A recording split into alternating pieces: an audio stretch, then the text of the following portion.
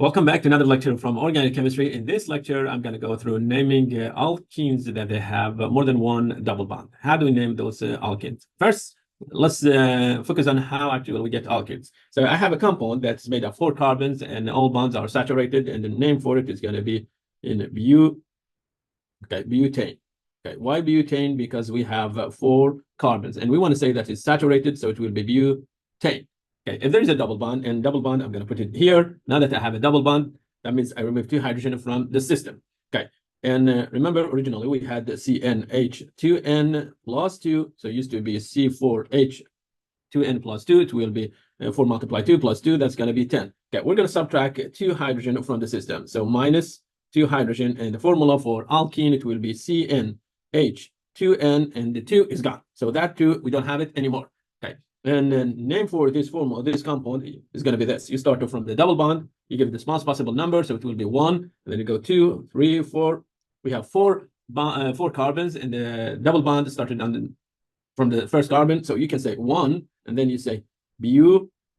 You want to say there is a double bond, you add en. Okay, so an is replaced by en to say that we have a double bond, and we add e at the end. So butene, or you can simply just say butene. Butene, and the formula for it is going to be C4H subtract 2, so that's going to be 8. Now, what will happen if I take another 2 hydrogen from the system, so minus 2 hydrogens. If you take 2 more hydrogen, now the formula is going to go down to CnH2n, but this time it will be minus 2. Okay, minus 2, and we have a triple bond, and that triple bond is made of 2 pi bonds technically, and 1 sigma bond. So the first one is always sigma, and the second it will be pi. Okay, for alkene, we used to have 1 sigma and 1 pi. Now we have 2 pi's and 1 sigma. And for alkane, is always going to be saturated, so 1 sigma. Okay, and the name for this compound is going to be this 1 bu. Okay, this time we're going to replace the an by yn to say or show that we have a triple bond. Okay, so it will be butane. Okay, do I need to write 1? Not really. So you can just simply say butane. And the formula, it will be C4. We subtracted 2 more hydrogens, so it will be 6. Okay, and so we have 3 hydrogens there, 2 hydrogen here, and 1 hydrogen is attached to that carbon. Okay, so total we have 6 of them. Okay, let's see. So we have alkene that has a double bond, and the double bond is sitting on the first carbon. So we said the way we're going to name it, we just simply say 1. Why 1? Because we want to say that we have a double bond and sitting in the first carbon, 1. And then you say 1, 2, 3, 4. Okay, so I can call it 1 butene. Okay. Now, what will happen if we introduce 2 double bonds? Okay, and in that case, the question is going to be, where are those 2 double bonds? Okay, the first double bond is between carbon number 1 and carbon number 2. So first number is going to be 1. And the second double bond, we can see it after reaching third carbon. So on 1 and 3, we have double bond. So we say dash. Okay. Then how many carbons we have? We have 4 of them. So I'm going to say bu. Okay, I want to say 4 carbon, and then I will add a here, butane. Okay, and then I want to say I have 2 double bonds. In order to say the 2 double bond, I say di. Okay, di for 2 bonds, 2 double bonds, and then you want to say di-en. Okay, di-en, and then we add e at the end. So 1 and 3, butadiene. Okay, butadiene. Okay, how about this again? 1, 2, 3, 4. Okay, we just named it. 1, 3. Butadiene. Okay, let me change the color for them. So I'm going to go A here, and then I say di for 2, and then en and e at the end again.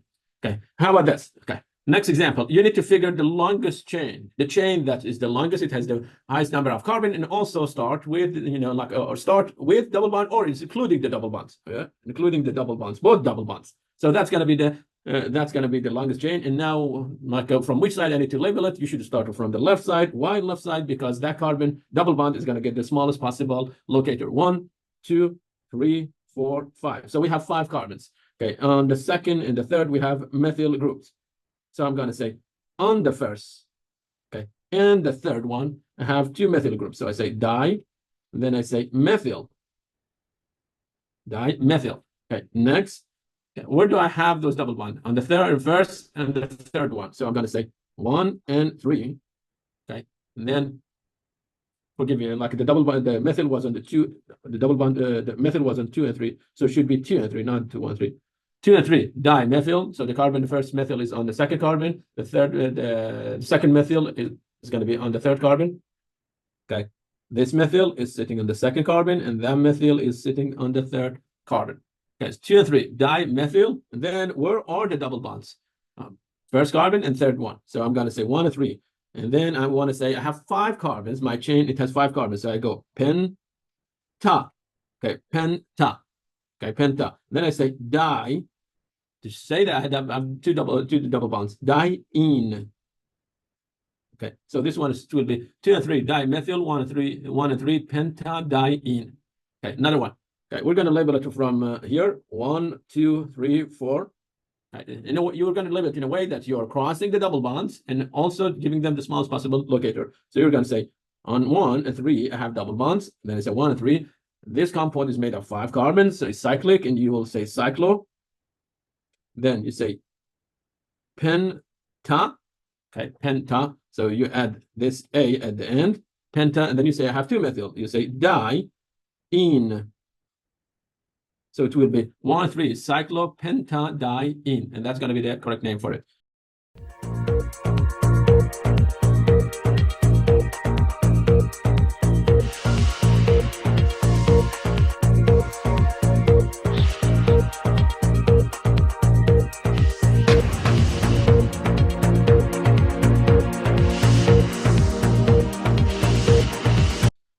Whenever we have more than one bond, whenever we have more than one actually double bond, we might get, E and Z structures or isomers. We need to mention them. Why? Because that's going to make it easier for audience to know how to draw the structure. Okay, even if you have one double bond, just one double bond, and there is a like a Z or E isomer there or cis or trans, you have to mention it because it's helpful to understand the structure of the molecule. Structure will determine whether the molecule is polar or non-polar.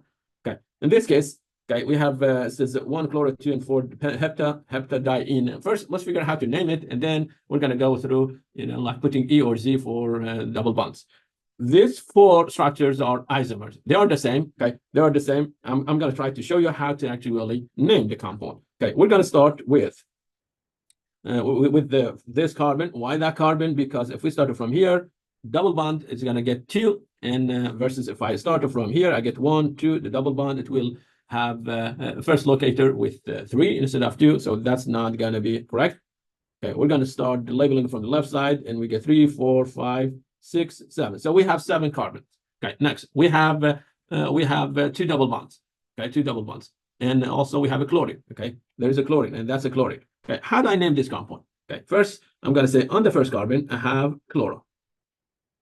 Next, okay, on the second and the fourth one, I have double bonds. So 2 and 4, I go hepta, I have 7 carbon, and then I say hepta, and then I say di,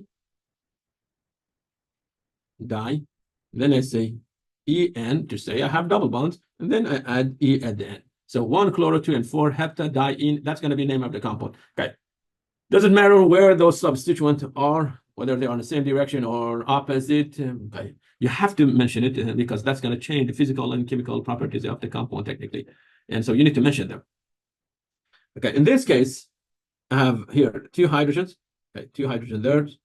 Okay, and I also have 2 hydrogen here. So okay, I can use E and Z. It's possible also to mention trans, cis and trans, but prefer to go with E and Z. Okay, how do we use E and Z? If they are on the same side, or the substituent are the same side, you go with Z. If they are across of each other, it will be E. Okay, this is going to be your first substituent.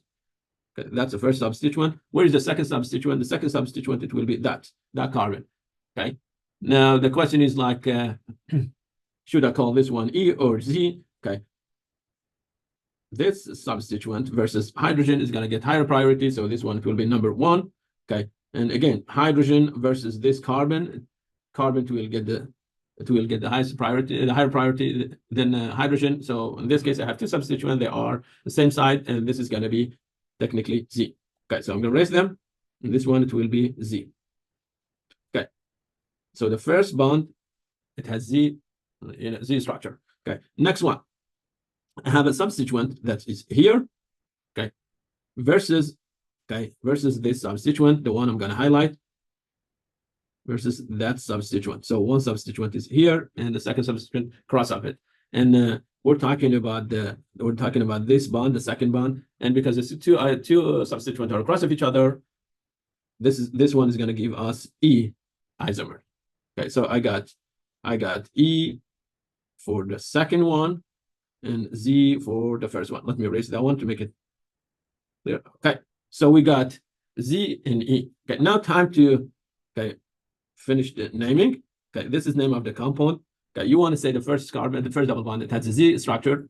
So you say parenthesis.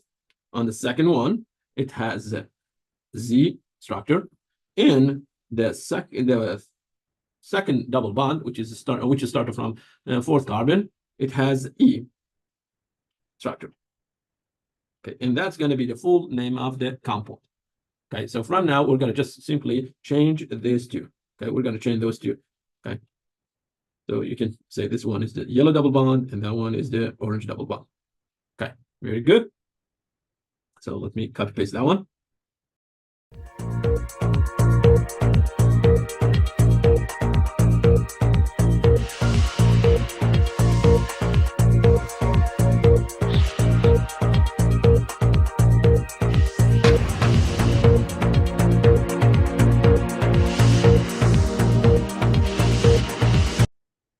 Go after next structure. Okay, so next structure, we have one substituent is here, one substituent is there. Okay, the next substituent is here, so their position and it will be cross of each other. Okay, and so this one it will be E. So I'm going to say the first one, the second forgive me, the first double bond, it has E structure, and next, if you erase, erase that and focus on this double bond. That double bond, it has one substituent is here and the second substituent is that one. They're on the same side. So this one, it will be Z. So you say this is going to be 4Z. And that's going to be the full name of the compound. Okay, as I said, if you have cis trans or E and Z, you have to mention it. Another one. Okay, first substituent is here. The second substituent that's attached to this double bond. Look at that double bond. Okay, first substituent is here, the second substituent is there, they're across of each other. This is going to be E. Okay, next double bond, this is the second double bond. The first substituent, it will be that one. Okay, and the second substituent is there. So that one also is going to be E. So in that case, you will say 2E, and the fourth also it has E structure. Okay, and I'm going to stop the lecture here. Thank you very much.